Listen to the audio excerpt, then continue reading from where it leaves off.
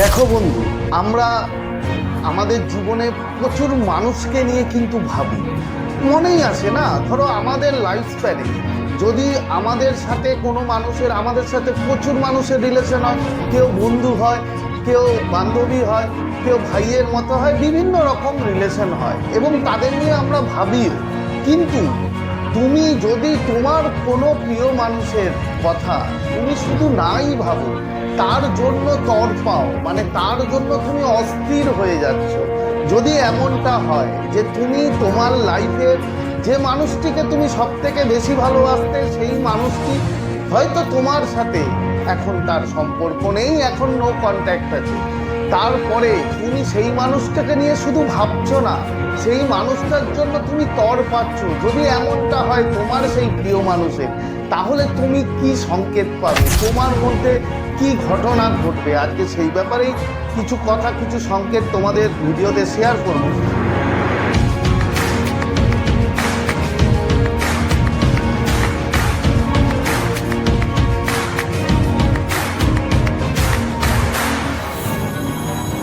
নমস্কার বন্ধুরা, স্বাগত জানাই আমার এই জাদুই দুনিয়াতে, যেখানে তুমি শুধুমাত্র হ্যাপিনেস, শুধুমাত্র খুশি, পজিটিভ পজিটিভ আর পজিটিভ।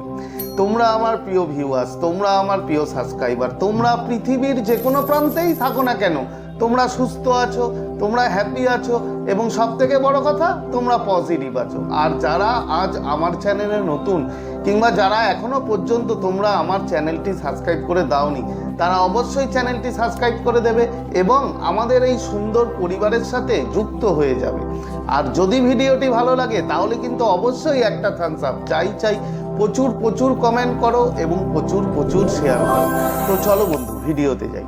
দেখো, তোমাকে প্রথমে যে কথাটা বললাম যে তোমার যে প্রিয় মানুষ, সেই মানুষটি তোমাকে নিয়ে ভাবে, এটা আমি মানলাম, ভাবতেই পারে। কেন, একটা হয়তো তোমাদের রিলেশন 2 বছর, 3 বছর, 5 বছর কি তারও বেশি ছিল, তারপরে সেই মানুষটা তোমাকে ছেড়ে চলে গেছে কিংবা তোমাদের মধ্যে ব্রেকআপ হয়ে গেছে, তো সেই মানুষটাকে নিয়ে তুমি ভাবতেই পারো, কিংবা ওই মানুষটাও তোমাকে নিয়ে ভাবতেই পারে।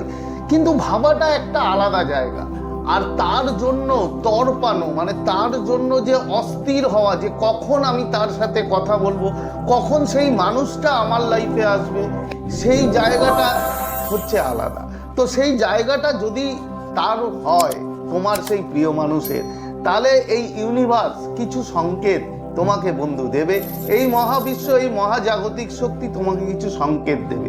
তো সেই সংকেতগুলোর মধ্যে প্রথম সংকেত যেটা তোমাদের বলবো, যে প্রথম সংকেত হচ্ছে বন্ধু স্মৃতিচারণ।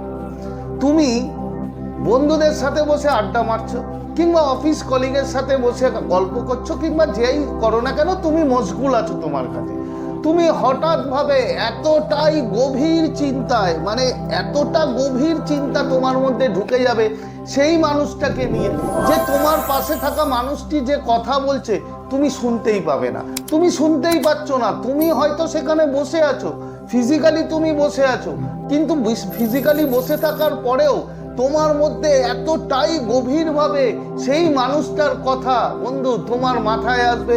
তুমি ভাববে হয়তো পুরনো কোনো দিনের কোনো রোমান্টিক মুহূর্ত, কোনোভাবে তার সাথে কাটানো কোনো দুর্দান্ত সময়, সেই সময়টা বন্ধু তোমার বারবার মনে পড়বে। তুমি গভীরভাবে সেই ভাবনাতে তুমি ডুবে যাবে। কিন্তু এখানে তুমি রয়েছো কিন্তু সবার মাঝে, তুমি একা নাও, তুমি সবার মাঝে থাকার পরেও হঠাৎ করে তোমার মনটা বন্ধু উদাস হয়ে গিয়ে সেই কথা, তার কথা তুমি গভীরভাবে চিন্তায় পড়ে যাবে।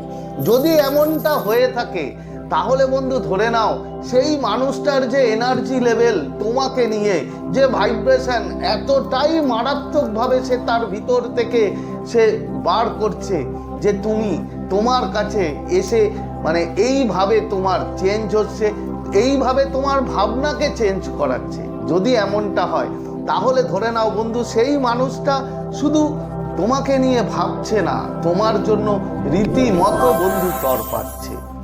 এর পরের সংকেত কি বন্ধু? এর পরের সংকেত যেটা, সেটা খুব ভালো একটা সংকেত, মারাত্মক সংকেত, সেটা হচ্ছে টেলিপ্যাথি কানেকশন। তোমরা সবাই কম বেশি জানো টেলিপ্যাথি ব্যাপারে। টেলিপ্যাথি কানেকশন মানে তোমাকে নিয়ে যদি সেই মানুষটা কোনো রকম মেডিটেশন করে, কোনো রকম টেলিপ্যাথিক্যালি মেসেজ পাঠায়, এবং দেখো তোমরা ফিজিক্যালি আলাদা হতে পারো, সেটা কোনো ব্যাপার না। তোমাকে হয়তো সে হোয়াটসঅ্যাপ থেকে ব্লক করেছে, তোমাকে হয়তো মেসেঞ্জার থেকে ব্লক করেছে, সব জায়গা থেকে ব্লক করেছে, কিন্তু ব্লক করলেও বন্ধু আমাদের যে সাবকনসিয়াস, আমাদের যে মাইন্ড, আমাদের যে সোল, সেই সোলটাকে কিন্তু কখনো ব্লক করা যায় না। সেই মানুষটা তার সোলটাকে ব্লক করতে পারবে না, তোমার সোলটাকে ব্লক করতে পারবে না। তাই এই সোল যে কানেকশন, এই সাবকনসিয়াস টু সাবকনসিয়াস যে কানেকশন বন্ধু, এই কানেকশন মারাত্মক। টেলিপ্যাথি কানেকশন মানে তুমি দেখবে তোমাকে জোর করে, তুমি হয়তো চাও না ওর ব্যাপারে কিছু, কিন্তু জোর করে তোমার ওর ভালো লাগা গান, ওর ভালো লাগা রং, ওর ভালো লাগা ড্রেস তোমার চোখের সামনে আসবে বারবার বারবার। তুমি তার ভালো লাগা জিনিস দেখবে তোমার চোখের সামনে চলে আসবে, তুমি বুঝতে পারবে না যে কেন আসছে। তার নাম, তার ডেট অফ বার্থ, তার জায়গার নাম তোমার সামনে চলে আসছে। যদি এমনটা হয় বন্ধু, যদি এই ঘটনাগুলো তোমার সাথে ঘটে, তাহলে বন্ধু ধরে নাও যে সেই মানুষটা তোমাকে নিয়ে শুধু ভাবছে না, তোমাকে সে মিস শুধু করছে না, তোমার জন্য রীতিমতো সে অস্থির হয়ে গেছে, তোমার জন্য রীতিমতো সে তর পাচ্ছে।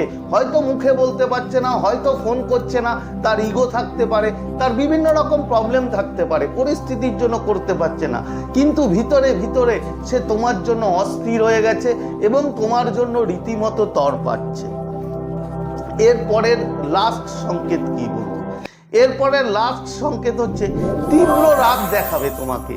তুমি দেখবে তোমাকে রাগানোর জন্য, যাতে তুমি রাগো, তুমি জেলাস হও, সে বিভিন্ন রকম দেখবে মানে ফেসবুকে স্ট্যাটাস দেবে, তোমাকে হোয়াটসঅ্যাপে স্টোরি দেবে বিভিন্ন রকমভাবে, কিংবা তোমার কোনো কমন ফ্রেন্ড, সেই কমন ফ্রেন্ডকে হয়তো এমন কিছু বলবে যে সে খুব ভালো আছে, সে আর একটা রিলেশনে গেছে, কিংবা তোমার সম্বন্ধে খারাপ কথা বলবে যে তুমি ভালো নাও, বিভিন্ন রকমভাবে। মানে এই যে রাগ, তুমি মনে করো না যে সে যদি তোমার ফেসবুকে কোনো পোস্ট করে যে সে কারোর সাথে আছে, কারোর সাথে রিলেশনে আছে, তুমি ভেবো না যে সে সত্যিই আছে।